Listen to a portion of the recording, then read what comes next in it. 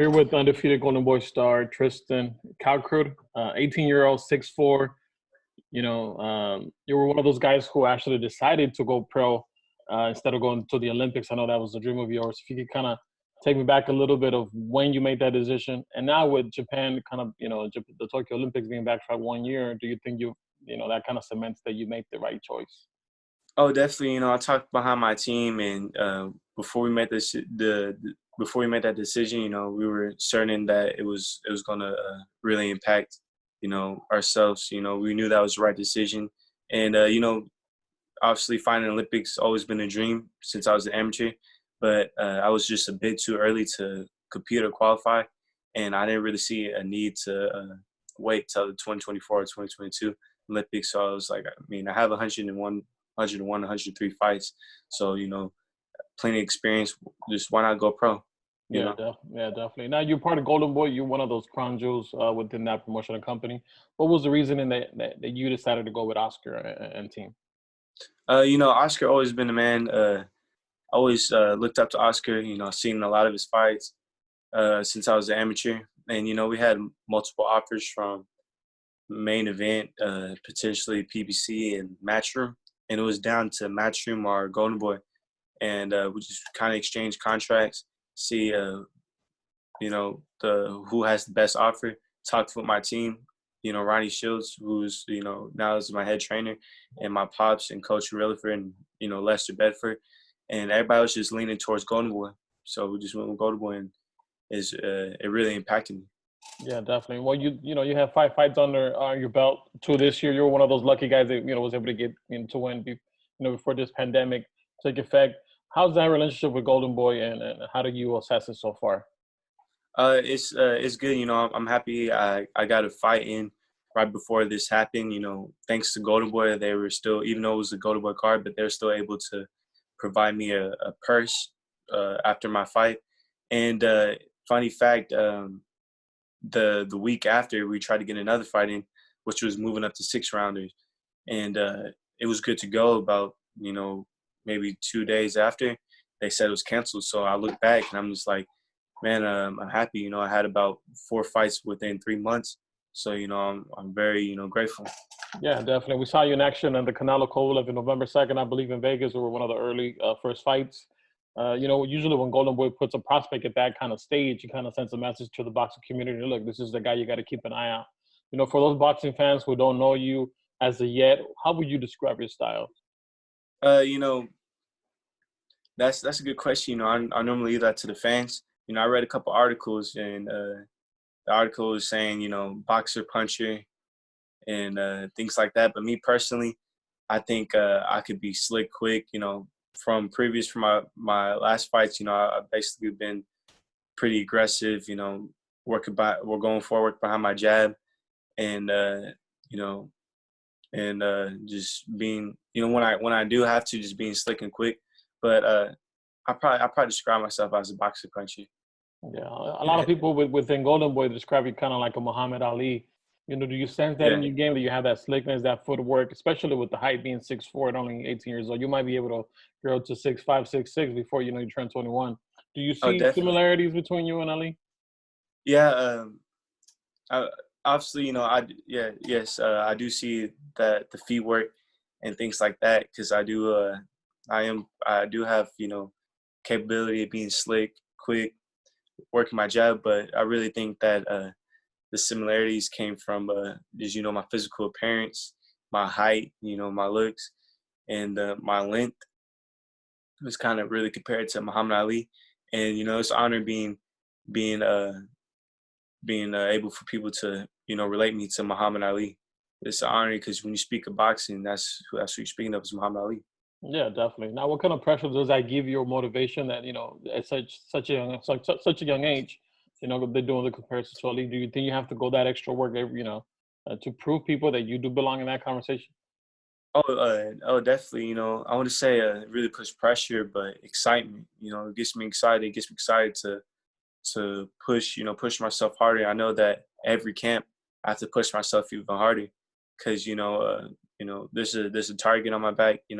People say, oh, this young kid signed with Golden Boy, uh, you know, they're looking to to try to take me out, and they're probably just as motivated as I am. So I know that each camp I have to become more motivated and push myself harder, and that's basically what I've been doing. Yeah, definitely. Now, like we mentioned, 5-0, 4 knockouts. Seems like Golden Boy might return back in action in July. Have you gotten any word from Golden Boy? Hey, want to get ready? Fights will be coming either in July or August for you.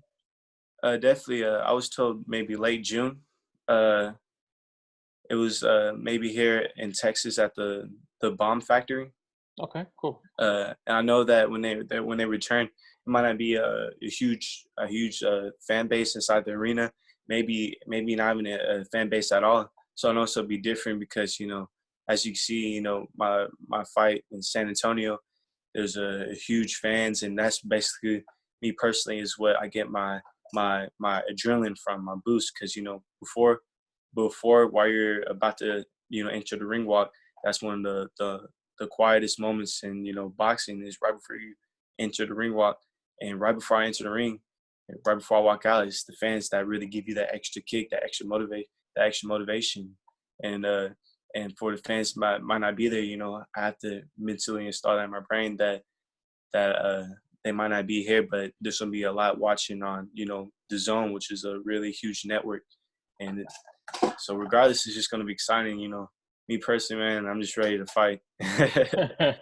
Definitely. Well, fight fans definitely want to see you back in action.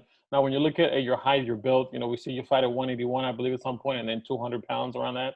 Do you see Mhm. yourself maybe settling to the light heavyweight, division, or you see yourself more of a cruiserweight and eventually a heavyweight? Um, I definitely see myself being obviously I am a cruiserweight right now. My next fight will be at 190. Last was at 185, and obviously I have to cut weight to get to those weight classes. But I definitely see me becoming a heavyweight. It's just about time, and I definitely see that in the near future. And I know there's big plans that Golden Boy has for me, and all I can do right now is just keep working, stay humble, and stay motivated. Yeah, definitely.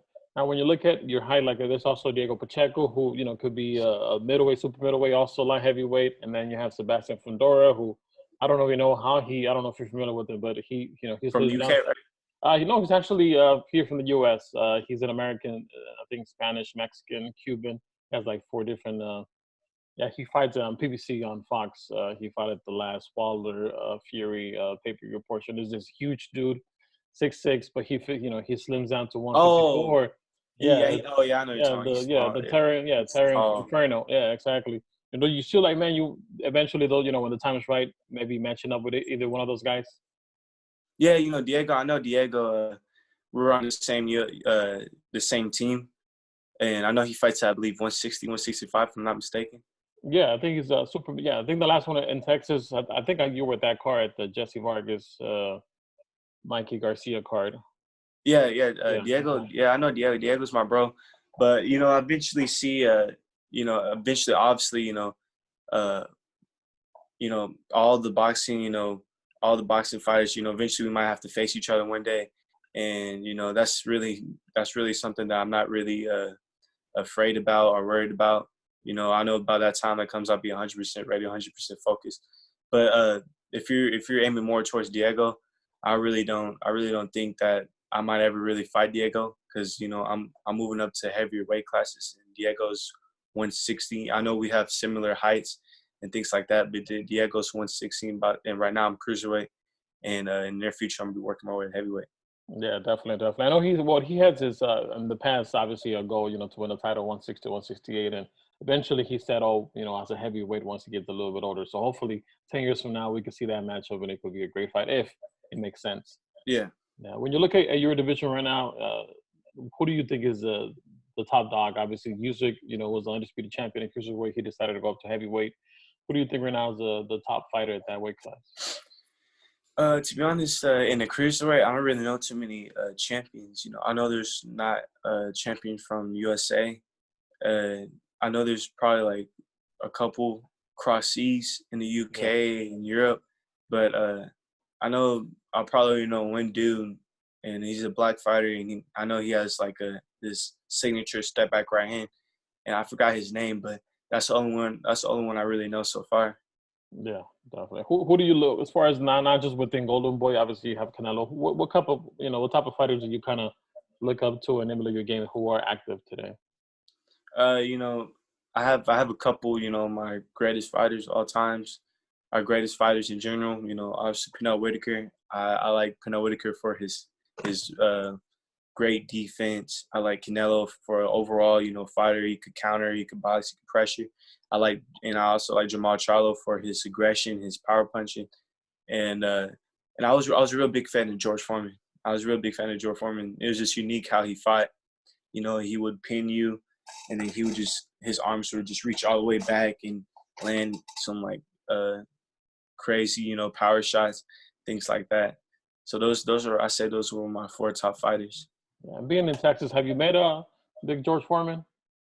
No, I haven't met George Foreman. I met Evander Holyfield. You know, obviously he's connected with Ronnie Shields. Ronnie Shields used to train him, and yeah, I haven't met George Foreman. Even though it's crazy because I believe George Foreman's from Houston, if I'm not Yeah, mistaken. yeah, correct. Yeah, correct. Yeah, I actually know one of his sons pretty well, but yeah, that's why I was asking. Maybe you guys being in Texas, you could kind of had a chance to talk to him. But hopefully, in the future, that comes into fruition. Yeah, but no, I talked to Pernell Whitaker before the tragic incident, which is pretty heartbreaking because I never really got a chance to meet him in person. But that's really what I got my nickname after was, in honor of Pernell Whitaker for my pro debut, and it kind of just stuck. I believe it matches my personality, and I guess if you want to say, you could say my fight style. Yeah, that's But yeah. yeah. Now, obviously, you get this question asked all the time. 6'4", what are you doing? Boxing. Obviously, basketball could have been an option. Were you pretty good playing ball early on? I know you could dunk. I seen a couple of videos, but yeah.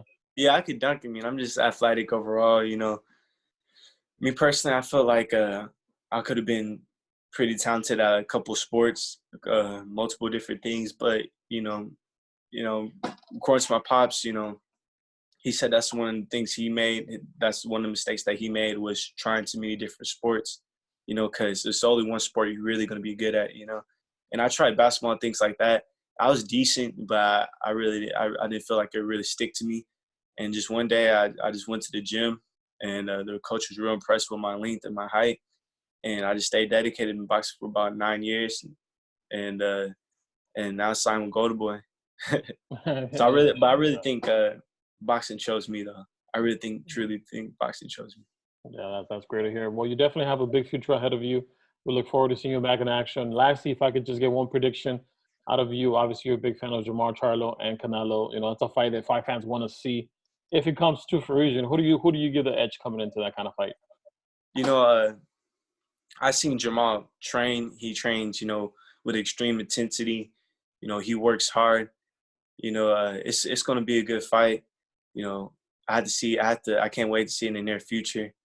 But it's just I gotta it's actually I gotta really think about that one. Yeah, yeah, definitely. Yeah, it could be a 50-50 fight. So yeah, I hear you. Yeah. Now, being a potential also heavyweight star, you look at the heavyweight division. You're now stacked with talent: Joshua, Fury, Deontay Wilder. You look at Andrew Reese, all these guys.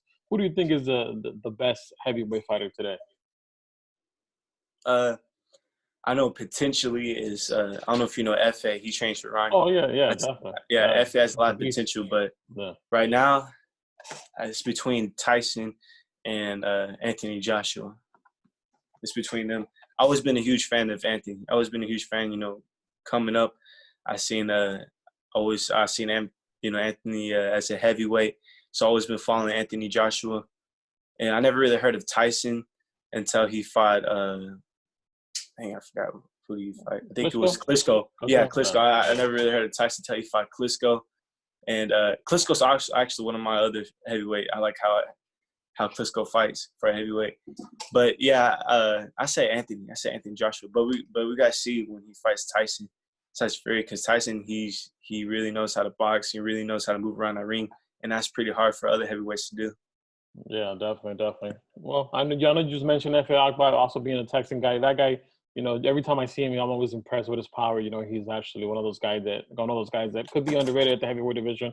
But he's making a noise, with Ronnie Shields, and he seems to be knocking everybody out. Yeah, he's strong. Yeah, have you got to spar F.A. Akbar? Yeah.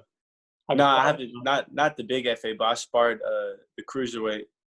he has I think I Younger believe brother. it's his cousin. Yeah. Yeah, Cousin. younger Okay. brother. Yeah, cousin. I sparred the younger FA. All right, there you go. Well, we'll look forward. Thank you so much for your time. We hope to see you back in action, hopefully in June or July, and hopefully you can fight in LA sometime. Definitely awesome. Thanks for the call. Thank you. Thank you, Tristan. Have a good one. Peace. Peace.